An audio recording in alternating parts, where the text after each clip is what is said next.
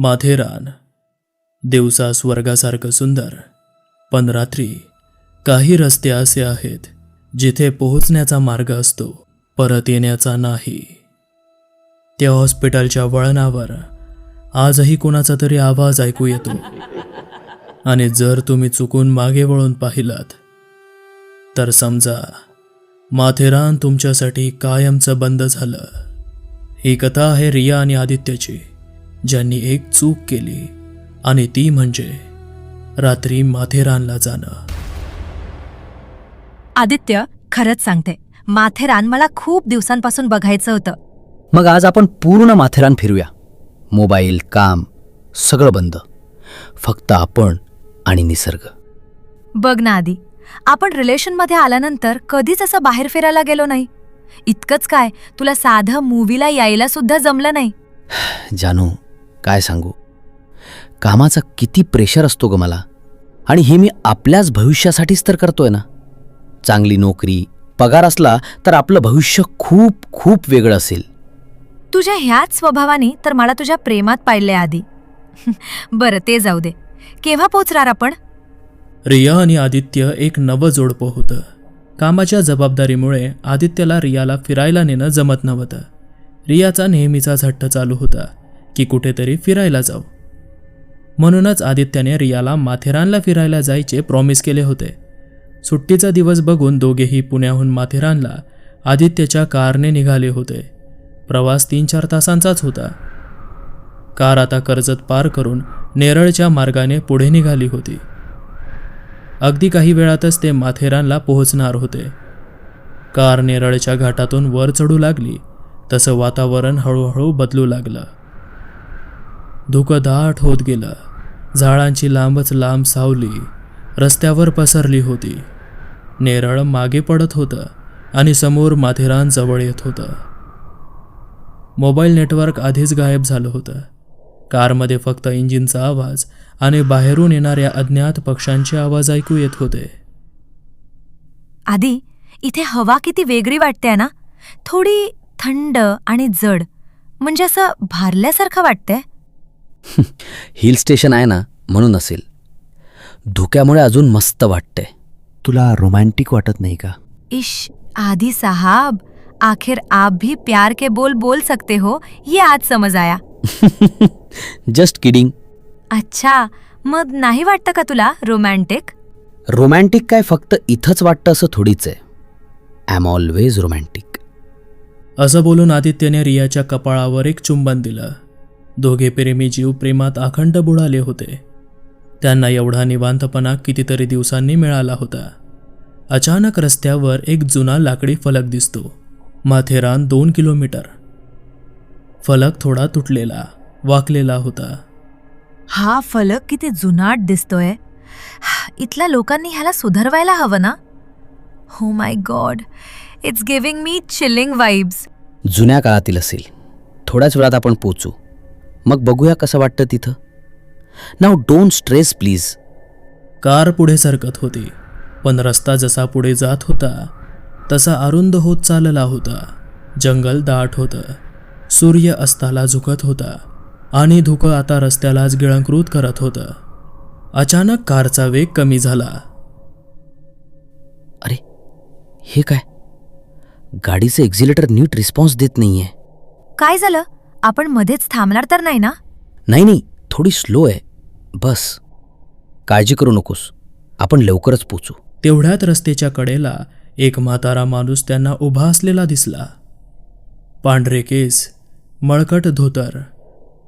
आदी, ते काका इतक्या संध्याकाळी इथे एकटे? कोणी स्थायिक व्यक्ती असेल, कदाचित लिफ्ट मागत असेल. तुम्ही वर माथेरानला जात आहात का? हो काका, तुम्हाला सोडू का? नको, मी इथलाच आहे. तुम्हाला फक्त एवढंच सांगायला थांबवलं की रात्रीच्या आधी वर पोचा. इथं अंधार पडल्यानंतर प्रवास पूर्ण होत नाही. म्हणजे? जास्त बोलण्यात वेळ घालवू नका, लवकर पुढे जा. एवढं बोलून तो म्हातारा बाजूच्या पायवाटेने जंगलात दिसेनासा झाला. Is he mad? म्हणजे राव इथे आधीच भीतीने माझी परिस्थिती खराब झालीये आणि आता हे वॉर्निंग? अरे लोकल लोक असतात ग असे, गोष्टी सांगून घाबरवतात. तू चक्क हसतोयस. अरे मला खरंच भीती वाटते आधी. I am damn serious. मी आहे ना सोबत. मग का काळजी करते तू? उगाच कल्पनेने भीती वाढवू नकोस. आणि हो, आपण लवकरच वर पोचू. कार पुन्हा सुरू झाली, पण आता रस्ता ओळखीचा वाटत नव्हता. GPS बंद होता. सगळीकडे एकसारखं जंगल दिसत होतं. थोड्याच वेळात ते माथेरानच्या एंट्री गेटने आत पोहोचले. एंट्रीचे तिकीट काढून त्यांनी बुक केलेल्या रिसॉर्टच्या दिशेने ते निघाले. आधी किती लांब असेल ते रिसॉर्ट? आता रात्र पण झालीये. टांगा वगैरे करायचा का? वाय नॉट, करूया की. माथेरानमध्ये गाड्या फार आत जात नाहीत, म्हणूनच टांगे चालतात. चल, इथेच थांबवतो. आदित्यने कार बाजूला लावली. धुक्यातून थोड्याच अंतरावर एक टांगा दिसत होता. घोडा शांत उभा होता, मान खाली घातलेली होती. टांगा चालकाचा चेहरा अंधारात नीट दिसत नव्हता. अहो काका, रिसॉर्टपर्यंत याल का? रिसॉर्ट येईल, पण रस्ता थोडा लांब आहे. भाडं जास्त लागेल. चालेल, चल ग बसूया. दोघेही टांग्यात बसले. टांगा हळूहळू धुक्यात विरत गेला. त्या स्मशान शांततेत घोड्याच्या टापांचा आवाज जीव घाबरवून सोडत होता. आजूबाजूला इतकं शांत वातावरण होतं की रियाला स्वतःच्या श्वासाचाही आवाज मोठा वाटत होता. आधी मला काहीतरी बरोबर वाटत नाहीये. हा रस्ता आपण बरोबर जातोय की नाही हे एकदा चेक कर ना. माथेरानमध्ये असे बडेच आतले रस्ते असतात ग. रिलॅक्स कर. टांगा आता अधिकच दाट जंगलात शिरला होता. झाडांच्या फांद्या जणू टांग्याला स्पर्श करत होत्या. अचानक घोडा थांबला. अरे, काय झालं? इथून पुढे आवाज कमी ठेवा. का? इथे कोण आहे? इथे ते ऐकतात. रियाने आदित्यचा हात हातात घट्ट पकडला होता. आदित्य हसण्याचा प्रयत्न करत होता, पण त्याच्या आवाजातही थरथर जाणवत होती. वास्तविक त्याने बुक केलेल्या रिसॉर्टला फोन करायला हवा होता, पण मोबाईलला नेटवर्क नसल्याने ते शक्य नव्हते. घाबरला तर तोही होता, पण आता घाबरून उपयोग नव्हता. ते म्हणजे कोण? काही लोक आहेत का? लोक आणि भूत. रात्री माथेरानमध्ये अशा निर्जन ठिकाणी त्यांच्यातील फरक समजत नाही. काका बघा, स्पष्ट बोला. असं कोड्यात बोलू नका प्लीज. आपण जात आहोत त्याच्या 500 मीटर अंतरापुढे एक हॉस्पिटल आहे. तिथे आजूबाजूला बघू नका. नजर सरळ ठेवा. अरे पण का? काय आहे तिथे? माथेरानमध्ये रात्रीचा तेही अशा आडवळणाला आम्ही प्रवास करत नाही. सकाळी दिसणारे हे सुंदर माथेरान रात्रीला तितकेच भयानक बनते असं म्हणतात. त्यामुळे आम्ही रात्री शक्यतो प्रवास टाळतो. पण तुम्ही दोघे एवढ्या रात्री एकटेच दिसलात. असंही कोणी तुम्हाला रात्री त्या हॉस्पिटल समोरून नेणार नाहीत. पण दुसरा कोणता मार्गही नाही. रिया आणि आदित्यच्या अंगावरून सरसरून काटा आला होता. हे असं भलतंच ते पहिल्यांदाच ऐकत होते. रिया तर घाबरून आदित्यच्या हातात हात घालून बसली होती. काका प्लीज, आम्हाला व्यवस्थित आमच्या रिसॉर्टपर्यंत पोचवा ना. हवं तर जास्तीचे पैसे घ्या. विषय पैशाचा नाहीये बाईसाहेब, इथे जीवाची भीती आहे. काळजी करू नका, मी तुम्हाला तुमच्या रिसॉर्टपर्यंत नीट पोचवेल. पण काय? बोला ना. जे काही दिसेल, ऐकू येईल त्यावर विश्वास ठेवू नका. मागे वळून बघू नका. आणि सर्वात महत्त्वाचं, कुणीही तुमचं नाव हाक मारलं तरी उत्तर देऊ नका. नाव? आमचं नाव कोणाला माहीत असेल? टांगा चालकाने काही न बोलता घोड्याला हलकेच चाबूक मारला. टांगा पुन्हा पुढे सरकू लागला. धुकं आता इतकं दाट झालेलं होतं की समोरची झाडेही अस्पष्ट दिसत होती. अचानक त्यांना रस्त्याच्या उजव्या बाजूला एक मोठी मोडकळीस आलेली इमारत दिसली. आधी हेच का ते हॉस्पिटल? बहुतेक तेच असाव. डोळे सरळ ठेव, त्या काकांनी सांगितलंय. टांग्याचे चाक त्या इमारतीसमोरून जात असताना अचानक थंड वाऱ्याची झुळूक आली. रियाच्या कानाजवळ कुणीतरी हळूच कुजबुजलं. आधी तू ऐकलंस का? काही नाही, फक्त वारा असेल. डोळे बंद ठेव. पुन्हा तोच आवाज, यावेळी स्पष्ट. आदित्यच्या हाताची पकड सैल झाली होती. त्याचा श्वास अडखळला होता. घोड्याने अचानक जोरात आवाज केला आणि तो थांबला. डोळे उघडू नका, मागे वळू नका, कुठेही बघू नका. आधी ते बघ. रियाने घाबरतच त्या जुनाट हॉस्पिटलकडे बोट करून आदित्यला दाखवले. समोरील दृश्य बघून आदित्यची बोबळीच वळली.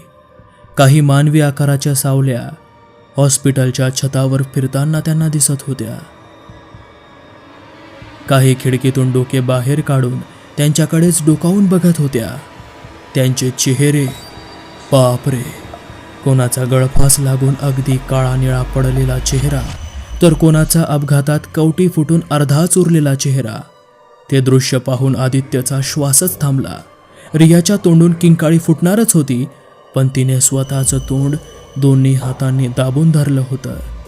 टांगा चालकाने घोड्याच्या लगामाला जोरात ओढला. म्हटलं होतं ना, बघू नका, हे तुमच्यासाठी नाहीये. त्या सावल्या आता फक्त छतावर नव्हत्या. एक आकृती हळूहळू हॉस्पिटलच्या जिन्यावरून खाली येत होती. पाय जमिनीला टेकतच नव्हते. शरीर अर्धवट वाकलेलं होतं. मान एका बाजूला कललेली होती. अचानक तू इथेच राहणार आहेस.